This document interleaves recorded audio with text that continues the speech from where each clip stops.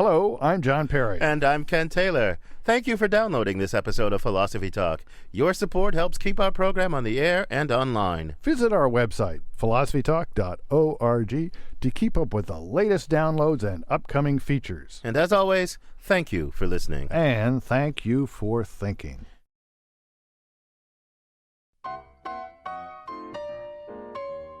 Welcome to Philosophy Talk, the program that questions everything. Except your intelligence, I'm John Perry. And I'm Ken Taylor. We're coming to you from the studios of KALW, San Francisco. We're just continuing the philosophy conversations we have down at Philosophy Corner on the Stanford campus, though, Ken. Yeah, and today we're going to continue talking about affirmative action, John. Affirmative action. Now, what is affirmative action? Anyway, it's a lot of different things to a lot of different people, but the point of it is one of the points is to remedy the effects of past discrimination. You know, when I was growing up in the way back when, the things that a black guy like me could aspire to, seriously aspire to, were severely constrained because of discrimination. There was always being the first black this, the first black that, and there was like major achievements that haven't happened in the 200-year history of the country. So affirmative action is helping to overcome the effects of that stuff. Well, that's very nice, Ken, and I'm sure it's a worthwhile thing, but what does affirmative action mean? When I was a young assistant professor at UCLA back in the late 60s, early 70s, it was very clear. We were told by the university affirmative action doesn't mean making your final decision on the basis of race or ethnicity. It means re-examining the criteria, say, for admission to your graduate program. Do you require a degree from a good university because you don't think people can come from bad universities? No. So re-examine your criteria. And send your brochures out more widely, not just to Ivy League schools, but to Southern schools with heavy black enrollments. Yeah, that's not what it means now. It means reverse discrimination. Well, I mean, it means something more than what it meant then, because in 1972 there was this executive order by Nixon, of all people, saying you need timetables, goals, and all this stuff so that you can measure the progress. So it doesn't mean quite what it meant in your day. But let me ask you a question. How did you get your first job? How did I get my first job? Well, I think it was a perfectly rational and fair procedure. The chairman of the philosophy department at UCLA called up the chairman of the philosophy department at Cornell University and said, have you got any hotshot graduate students? And my name was given to them, and the next day they offered me a job. I mean, it wasn't like they only called Harvard, so it was pretty fair. Yeah, right. The Old Boys Network worked for you, John. I mean, and that's what affirmative action is designed to do, break down these old boy networks. And, people like to think of these as things of the past, but they're not just things of the past. They're everywhere. They're all around us in contracting and hiring and all kinds of places. Well, I have to agree. It's pretty pervasive. It's not just in education. Sometimes I think the real essence of affirmative action is we're making decisions all the time in our society based on illegitimate and unfair standards. Let's get being an Afro-American or being a Native American or being a Chicano included in that list. That's fair. Right. I guess that's a pretty cynical way to look at it. California's been dealing with this for a couple of decades, trying to break down old boy networks. And our roving philosophical Amy Standen investigated some of those efforts. She files this report.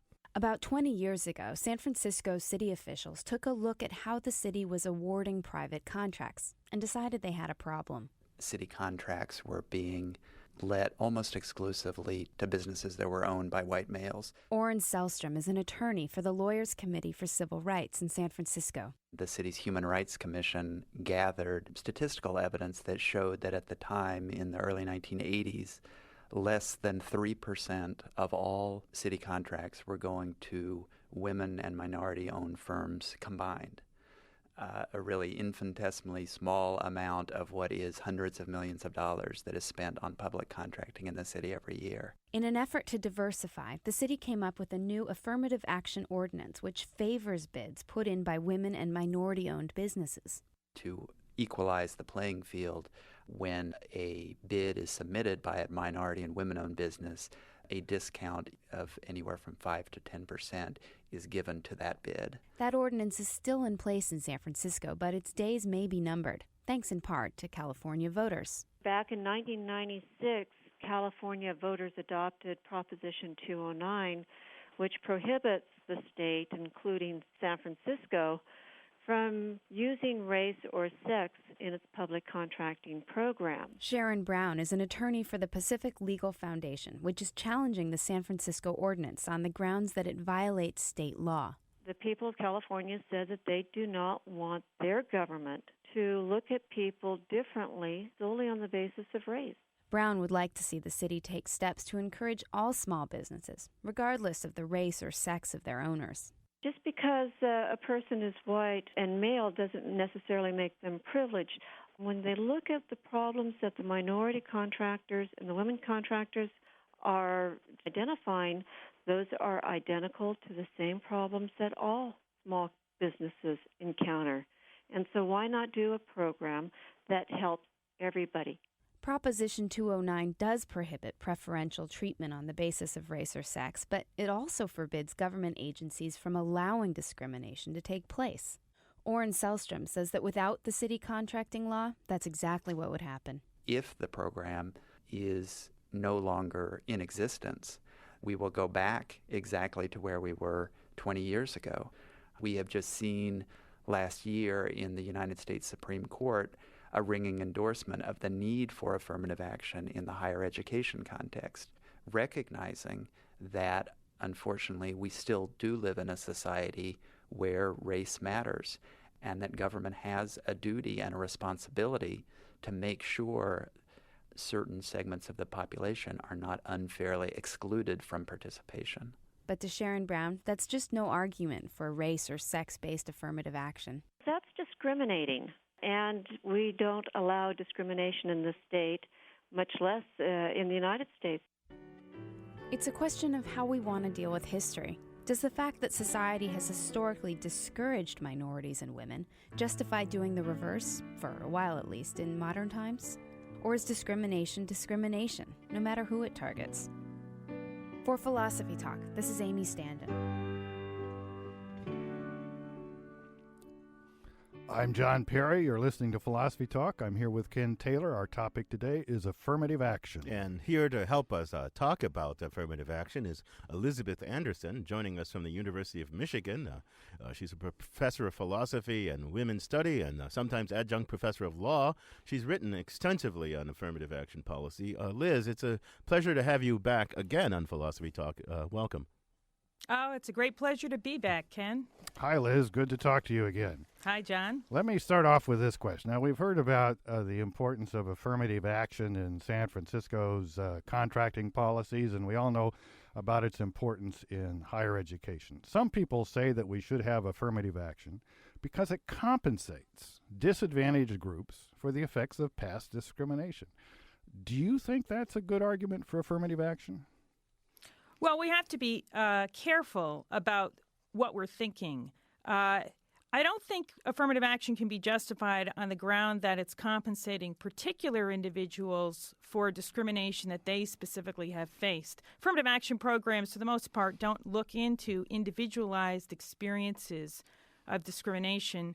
I think it's more important to see affirmative action as an attempt to undo systematic structures of disadvantage that affect groups as a whole. And among those are things like old boys networks that operate against women and racial segregation, which operates fundamentally and primarily against African Americans and also to a substantial extent against Latinos. Let me stop you for a second there, Liz. You said you don't think that affirmative action can, let me see if I can be justified in this compensatory model because the particular person who would benefit from it may not have undergone any particular discrimination. Now, on the flip side of that, it sounds like one might think the particular person who is disadvantaged by affirmative action, the white guy who doesn't get the job or the place in the law school or whatever, he didn't do anything. He didn't discriminate against anybody, or she didn't. That person didn't do anything to discriminate against anybody. So you benefit somebody who was done no harm, and you harm somebody who did no harm. I mean, yeah, that's a weird. fair question. Well, first we have to consider what benefits affirmative action brings. And if you think, say, in terms of racial segregation and undoing the continuing bad effects of racial segregation, what affirmative action does is integrate racially integrate mainstream institutions, especially institutions of higher education. That has very positive effects in terms of racial equality, in terms of promoting people's competence in interracial interaction. It helps create a racially integrated elite for the country that's better able to represent all of the problems that and be more knowledgeable of all the problems that all citizens confront. Now, So there are many positive benefits that justify affirmative action that don't have to be justified in terms of benefits that accrue to the particular people who are advantaged or targeted by affirmative action. But now, Liz, in giving that defense, frankly, it sounds a little bit like a blast from the past. We don't hear the word integration all that much anymore. We hear about diversity. Is integration or integration diversity two words for the same rationale, or do you have something different in mind than what people say now? Affirmative action promotes diversity. Well, when the term diversity was first introduced by Justice Powell in the 1974 Bakke decision, he actually used it synonymously with integration. But it came to acquire a bunch of other connotations that have to do with things like cultural diversity, rather than things that had to do specifically with overcoming segregation. So it came to acquire new meanings. However, if we look at the latest Supreme Court decision involving affirmative action, that's Grutter versus Bollinger, which upheld the University of Michigan Law School's affirmative action program, we can see strong integrationist themes reemerging, although under the vocabulary of diversity rather than, under the vocabulary of diversity rather than using the term integration. Let's focus a minute on this distinction that you've drawn between diversity and the integrationist rationale, if you will, and the diversity rationale. I mean, does it really matter deeply if we think in terms of diversity as opposed to integration as a justification for affirmative action? I mean, is arguments from diversity somehow weaker or stronger than arguments from integrationist concerns? I mean, well, I think diversity talk has led us somewhat along a misleading path, especially in higher education, where diversity, although it's often used as a code word for racial diversity, the official rationale tends to be focused more on cultural diversity. But if that's what really people cared about, then why don't we have affirmative action for foreign students over American students? We don't do that, even though they would provide much greater cultural diversity than any amount of within American affirmative action that we practiced. So if you actually look at the practices of higher education and admissions policies and so forth, you can see that cultural diversity is not really the fundamental thing that they care about. They're much more interested in racial diversity, and you have to ask why. And I think the best answer is because we live in a segregated society, and they're trying to undo that. Well, that's interesting, Liz, because at Stanford, there's been a change, which as someone who just dips into the administration when I'm put on a committee or something was kind of puzzling. It used to be that we had affirmative action for certain minorities, and they were the historically discriminated against minorities. And then this year, I guess having to do with these Supreme Court decisions, now we have diversity, and it's not limited to historically disadvantaged minorities, and it can be, that you're the first kid that didn't go to college, or that you're the first kid in your family that went to college. You can be white as the driven snow, but still affirmative action. Yeah, so it's been a real change. Indeed. I mean, not only is it not limited to racial minorities, as the way Stanford's reacted to this, it can't be. It's not just they decided not. I mean, they took the decision to mean that they can't limit it to racial minorities. That they have to. Yeah. I think that's one of the legacies of diversity talk is that you can't just have diversity along racial lines. You have to have diversity along a number of dimensions. And so you're talking here about class-based affirmative action. And I do think there are independent arguments in favor of class-based affirmative action as well. So that's probably a good move on the part of Stanford. You're listening to Philosophy Talk. Our guest is Liz Anderson of the University of Michigan. We're talking about what, if anything, justifies affirmative action. We talked about the diversity rationale, the compensatory rationale, and Liz has mentioned integration. What do you think? Do any of these arguments move you, or do they all just leave you cold? Give us a call at 415-841-4134. That's 415-841-4134. Or go to our website, www.philosophytalk.org, and send us a comment. Philosophy Talk, we'll be right back.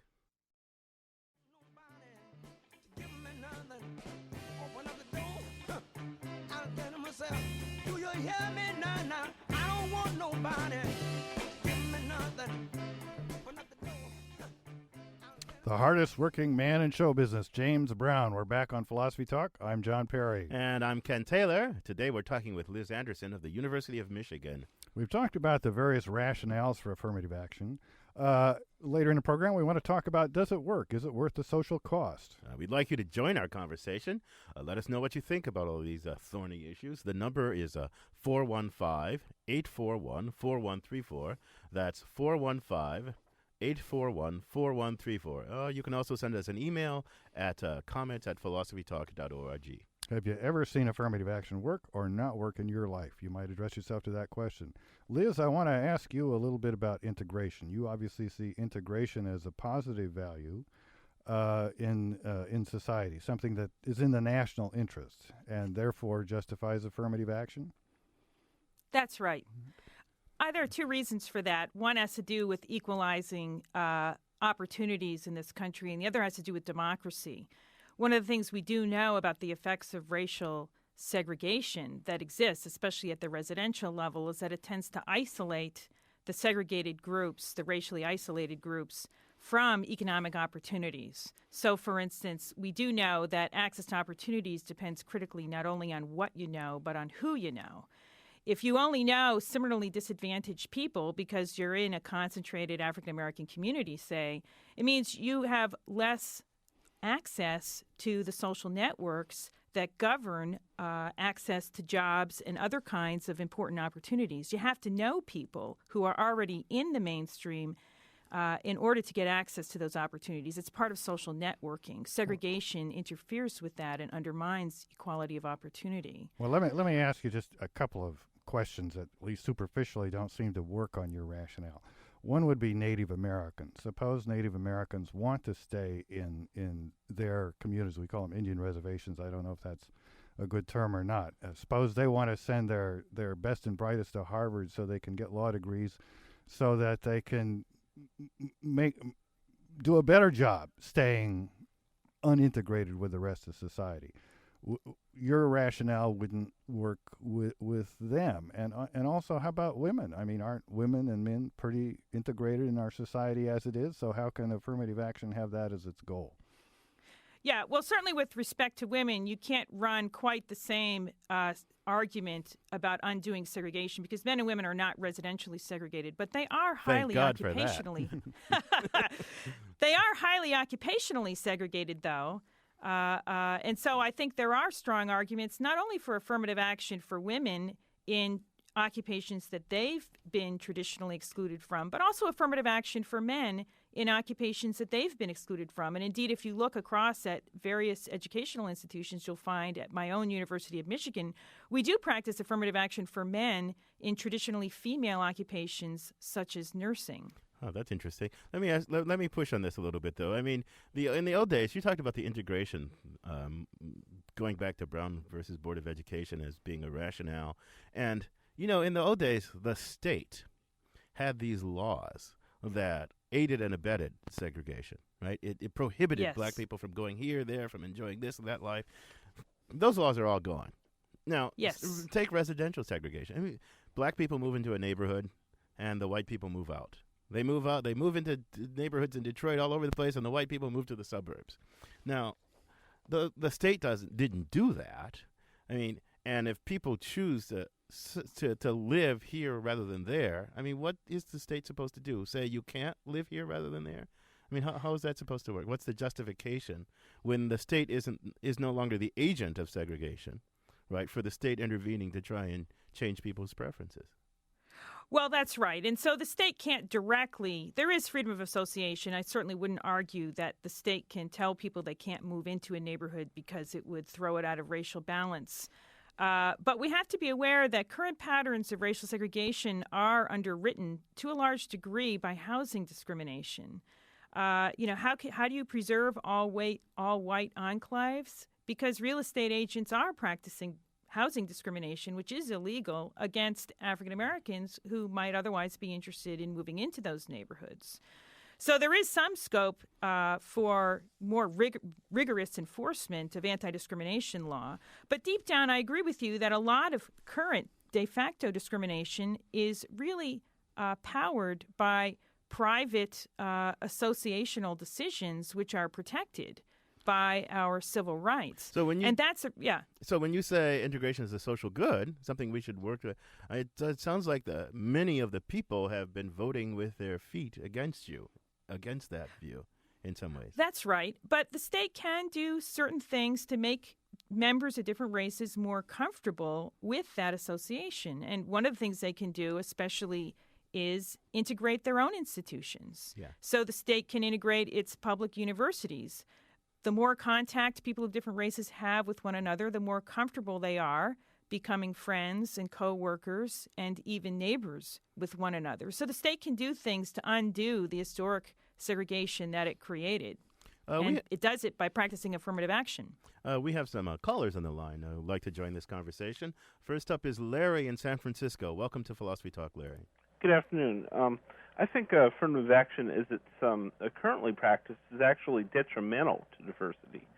I could see affirmative action in race-based affirmative action in certain limited cases, like if you have, as was often the case in the past, if you had a fire department that was all white, you might have a policy. We're only going to hire black people for a certain measure of time. That seems fair. That seems equitable.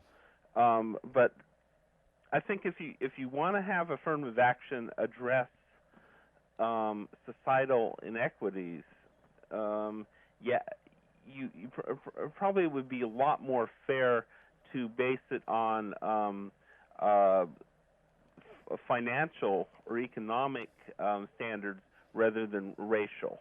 So Larry, you think that maybe there are these cases where race is the problem, like in the past segregated firehouses, but looking at the nation as a whole, it's really money and class that are the big sources of inequality. Yeah, I think the way we practice it now, it actually subverts diversity because it keeps the old boy networks going, because they can justify not hiring a poor white person by hiring a middle class black person. Right. So we've still got the old boy network. It just has some black males in it. This is Philosophy Talk. I'm John Perry, and we're here with Ken Taylor and Liz Anderson. What do you guys think about Larry's Liz, comment? I wonder if you think an old boys network with some blacks and Hispanics thrown is better than an old boys network of just white guys.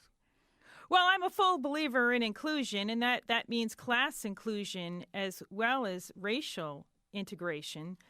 So I'd be perfectly happy with a system that also took class considerations as a plus in admitting people to higher education or to certain jobs from which they've been traditionally excluded. But I don't think it's an either or. That's correct. It turns out that even if you look at middle-class African Americans, they're significantly disadvantaged on account of their race and not just on account of how much income they have. If you look at, say, middle-class black neighborhoods, they show lower housing appreciation.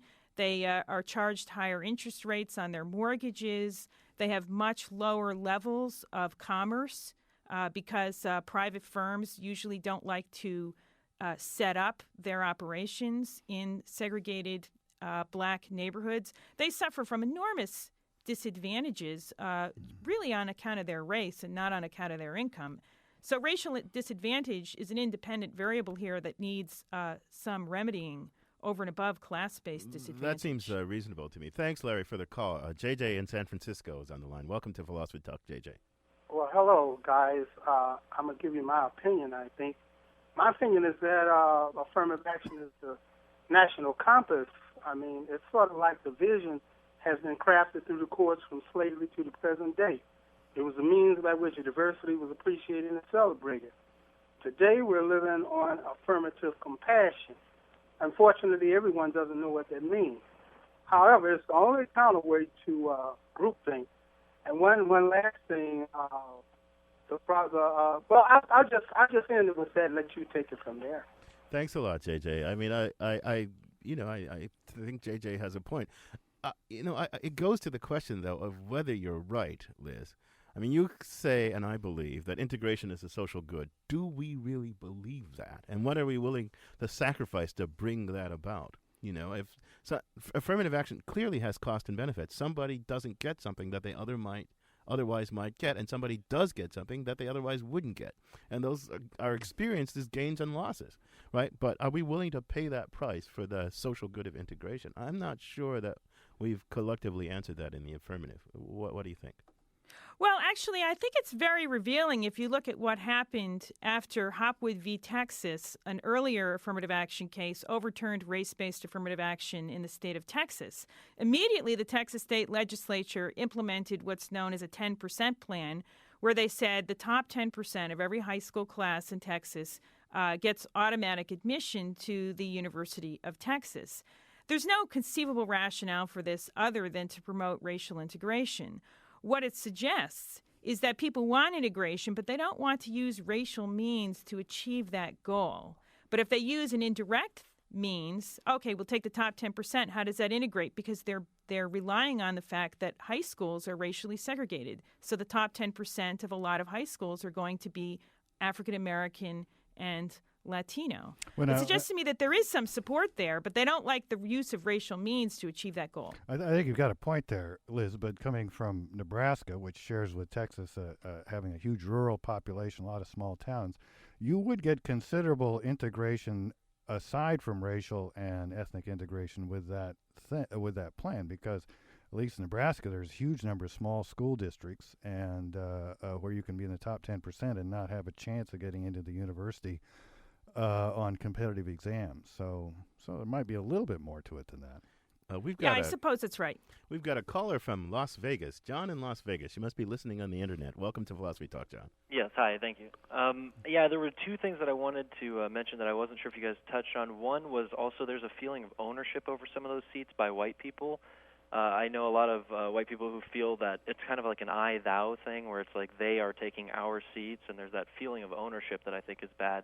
But also there's some detriments to affirmative action to African Americans. My personal mentor, he's an African American who went to Harvard, and many people don't give him the credit he deserves because they say he only got in because he was black. And so there are also detriments, I think, to African Americans from that. But the big question that I pose is how can we, in a sense, without indulging hypocrisy, say that affirmative action is good at 18 without admitting that we allowed inequality until 18? Because I am for affirmative action, but not the current definition. I'm more for it at preschool, because I think that's the way you give minorities the means to justify their ends. So this is John Pierre, am I right? Jean-Pierre Perron. Yeah. Okay. Well, we got your question by email too, so we appreciate your interest in Philosophy Talk, and I think it's a really good point. And thanks, John. And Liz, you want to respond to this really good point?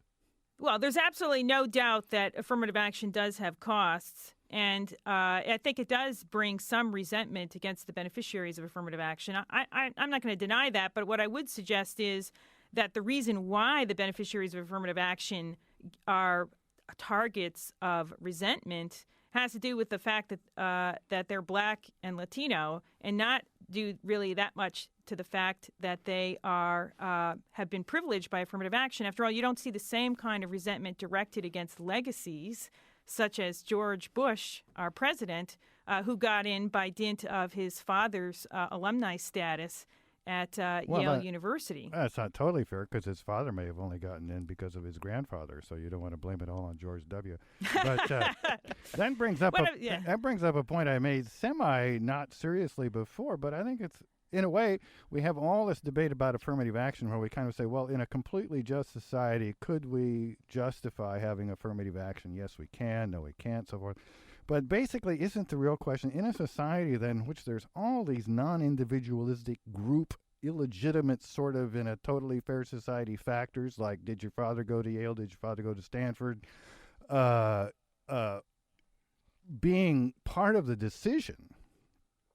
Do you have a lobbyist? Is your company big enough to take out the mayor, to wine and dine him? In a society that is really based on, all these kind of illegitimate factors, why can't race and ethnicity be among the illegitimate factors that we're allowed to use without getting in a lot of trouble? To me, that's more the practical issue. Well, What do you philosophers think about well, that? I don't know if I agree. I don't think race is. I think in a morally perfect society, race would be illegitimate because I think racial distinctions are invidious. They're not. They don't go very deep. They don't track anything of real significance. But here we are in a world in which people are treated differently. I just one of the things I think gets lost, and even our last caller, think gets lost in this debate. You know how pervasive and systematic discrimination against black people has historically been in this country. How recent the doing away with the laws that supported this has been, and how much it has affected the lives and consciousness of black people. I think we lose that. So I don't know. I don't like to be in a soapbox, but this, Well, you're not on a soapbox. You're on a comfortable looking chair. But we have a caller on the line. But you make a very good point, Ken. We have a caller on the line. Eric in Oakland. Welcome to Philosophy Talk, Eric. Hi, thanks for taking my call. Get me off the hot seat here, Eric. Sure, no problem. I had a comment about whether or not I've seen affirmative action working. And being a physician myself, I know that in medical training at least, it's been shown that people who come from underserved communities are much more likely to go back to those communities and provide service for them. And I guess in that way you can say that the affirmative action programs are working. For if these programs didn't exist and these physicians weren't being trained who come from these communities, there'd be nobody to go back. So I'd say that would be a good support for them. Erica, yeah, it's a very good point, Erica. But now that, Liz, thanks for the call, Eric. Yeah, thanks. It sounds to me like the diversity argument at work, right? The diversity argument, as I understand it, actually admits that, look, we're an elitist society. But having diversity among the elites is a really good thing, and that's what universities want to have diversity among their incoming classes for, so their outgoing classes, the elites of the future, will be diverse. And diversity among the elites means that you'll have physicians and lawyers that are willing to go back into these non-integrated communities and not feel threatened or not at home in them. So what do you think of that? Yeah, I agree with that. There is an important case, especially in medical schools, for affirmative action just to supply medical services to underserved minority communities. But that's a somewhat different argument from the integrationist argument I've been pressing. Another way to think about the importance of having a racially integrated professional class is that if you only have overwhelmingly whites and perhaps some Asians represented in the professional classes, they're going to be largely ignorant of the dramatically different life circumstances and personal experiences of African Americans and Latinos. And that kind of lack of knowledge can have an impact on their own practice, not just in who they serve, but also in their larger understanding of things like healthcare policy and the differential impact of certain policies on different racial groups. You're listening to Philosophy Talk. We're talking about affirmative action, the pros and cons, the rationale for it. Our guest today is Professor Liz Anderson of the University of Michigan. You can join our discussion by calling 415-841-4134. That's 415-841-4134. Or go to our webpage, www.philosophytalk.org, and send us a comment. Philosophy Talk will be right back.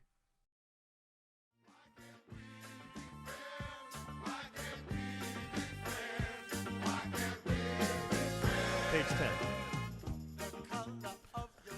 Why Can't We Be Friends? From War. I'm Ken Taylor, and this is Philosophy Talk, the program that questions everything except your intelligence. I'm John Perry. Today our guest is Professor Liz Anderson at the University of Michigan, and we're taking your calls and emails about affirmative action.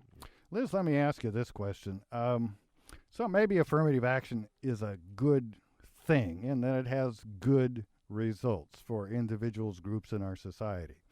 But our society is founded, one might argue, on certain basic principles, kind of from the individualistic Enlightenment point of view. The units of a democratic society are the individuals, not groups. And even if it's in everybody's interest, you're limited in what you can do. And so in giving up, I mean, isn't kind of intrinsic to affirmative action that at some point somebody's not going to be judged according to his or her individual attributes, but on the basis of a group they belong to? And isn't government recognition and advocacy of that really undermining something very important to American ideals?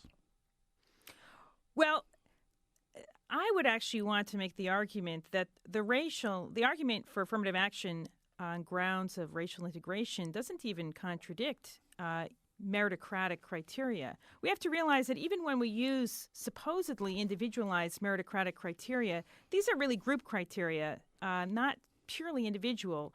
So, for instance, if we admit somebody because they have high test scores, this is based on a group generalization that people with high test scores, that group tends to do better in the future in terms of earning high grades and so forth. There's really no way any criteria you use is going to be deploying generalizations about the population that manifests that criterion. So what can we say then about racial criteria? Well, we do, one of the missions of universities in particular is to produce an elite that has certain kinds of competence, among which are interracial competence and interracial interaction. Most of the elite will not be able to have that competence unless they have actual experience interacting with members of other races on terms of equality. Given the realities of racial segregation in this country, very few of the students who would be admitted in the absence of affirmative action would be coming in with that kind of experience because they had very little interracial contact. So if you want to promote that kind of competence, that kind of merit, it makes sense to create a student body where students can learn from their differences. So just let me note for those of you out there that want to continue to be puzzled by really basic philosophical conundrums, there is one here. We really think of ourselves as individualists, but all human judgment is based really in a way on stereotypes. So how does individual justice fit in here? We've got a couple of emails I'm going to read quickly, and one is, why limit affirmative action discussion to black, white, and opportunity? The other is from CL, says affirmative action is sounding like the liberal version of trickle down. The liberal. I wonder what that means exactly. I don't quite get that. Yeah. Oh, I get it. Well, that is actually an important point. Affirmative action really is a policy primarily designed for elite institutions, at least when we're looking at, say, in higher education. Only highly selective institutions need to practice affirmative action to achieve racial integration. Most colleges in the United States are pretty much operating on open admission. Anyone who graduates from high school with a minimum GPA can get in, and often that GPA isn't that high. But that raises an interesting question, actually, and it actually is something that genuinely puzzles me. I don't understand.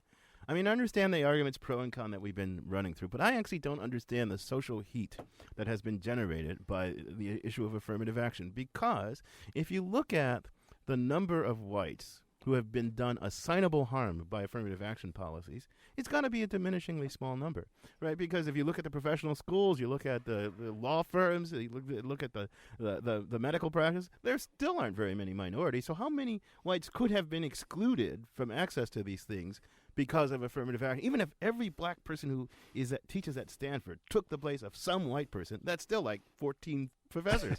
But there's all this anger about this thing, as if there's some great social ill done to the masses. I don't understand where that comes from. Do you? Well, Ken, you want a philosophical Ken, I answer think to you're that? right. No, I think empirically, Ken, you're right. Certainly at the higher reaches of elite institutions, you're certainly right. But if you look, say, more at working class jobs, affirmative action has had a tremendous impact on getting blacks and Latinos access to things like construction jobs and other blue-collar type work, and that's displaced a considerably greater number. And also, you might have somebody whose family has been kind of relying on getting into a union for years, and all of a sudden they don't get into a union because some apprenticeship program that's got an affirmative action component. That kind of entitlement feeling, losing it, makes people really angry. Right. Talk to the Stanford kids that don't get in, even though they are legacies. Well, that's true, but right, exactly. But you think, especially if you think about elite institutions, what we were talking about for a while there, you think, okay, how many of these people who aren't at Stanford would have been at Stanford except for affirmative action? But how many believe they might well have been at Stanford except for affirmative action. There A you- lot more there you- believe they might well have been at Stanford except for affirmative action than those who, in fact, would have been at Stanford except for I affirmative think you've action. answered your own question. Yeah, but why did? Well, I suppose. Let's take a couple more callers here. We got short time. Chris in San Francisco. If you keep it short, maybe we can get some more in. Welcome to Philosophy Talk, Chris. Okay. Hello? Yeah, hello. Are you there, Oh, I'm Chris? sorry. Yeah. Yes, I was calling just to say I was wondering why couldn't it be that the adverse reaction to affirmative reaction in white people, affirmative action, would be more like, wow, now I know how this kind of feels. Let me get together with other white folk and discuss what people of color have been going through for a long time and maybe build a bridge that way. It just doesn't work that way, does it? No, it doesn't. Well, I think it sometimes works that way. I mean, some people do that. They just get kind of outnumbered by the ones who have a different reaction, I suppose. Thanks for the call, Chris. Lysimba in Berkeley. Welcome to Philosophy Talk, Lysimba. Hi, thank you. I just wanted to bring up the point, like, in the beginning of this country, we had, like, the European culture coming over, and then the African culture was brought over forcefully and in an inferior, like, stereotype. And the inferior stereotype doesn't seem to have changed, and I don't think media is really helping with it. And I don't think until these things are, until they're really, like, taken care of and discussed, like, I think government should have some kind of say on the media portrayal, because I think it gives people an initial bias towards racism. Thanks a lot, Lysimba. Liz, that sounds like a comment kind of up your alley. Am I right? Yeah, I actually don't think the government's in a position to try to censor what broadcasters are doing. I agree, in fact, that a lot of media do engage in racially biased reporting with significant detrimental effects on the way blacks and Latinos are viewed. But given the First Amendment and freedom of speech, there's nothing that government can do directly about it. What it can do is take up its own megaphone and try to send alternative messages using its own voice. But it can't really control other people's voices. We do have freedom of speech, and that's a base value in America. On that note, I'd like to thank you. Our guest has been Professor Liz Anderson of the University of Michigan. Liz, I was browsing around on your website, and I noticed that you have some links to various sort of useful resources, web resources on affirmative action and racial integration. Can you tell us your web address so that people can link to that? I don't know it offhand, but you can Google me at Elizabeth Anderson at the University of Michigan. If you Google me, I will definitely pop up. Yeah, and we'll put a link on our Philosophy Talk website to that. It's been a pleasure having you with us once again on Philosophy Talk, Liz. Thank you. Great pleasure. Thanks a lot, Liz. So, John, what did we learn today? I mean, where are we? What did we learn today? Well, we learned that affirmative action has different rationales and that one can be pretty skeptical, like Liz is, about one or two of the rationales and think a third one is okay. We never did get an answer about how Native Americans who want to stay in their tribal homes fit into the integrationist model of affirmative action, but I'm sure there is a pretty good answer. We learned that it's still an issue that divides Americans. Yeah, that probably will always be an issue that divides America, at least until about, I guess, 2050, when all of America is supposed to look like California with no racial majorities, and therefore, Well, I guess, no racial minorities. So you can't At 2050 I'll be Pretty old. helping daisies of all colors. But you take pretty good care of yourself. But I mean, I do think. But I'll be 107 I do at think 2050. I do think we've lost sight of the historical source of the need for this thing. Well, I think you know? you're absolutely right about that, Ken. I am an old white guy, but I've actually spent quite a bit of time with various African American situations, and one thing that does strike me is that after 500 years of slavery, 250 years of non-slavery isn't that long. You still see effects of 2 or 3 or 4 generations ago, just as you do in the Bush family. You see it in the black family. People moving out, people moving in. Why? Because of the color of the skin. Run, run, run, but you sure can't hide. Segregation, determination, demonstration, integration, aggravation, humiliation, obligation to my nation.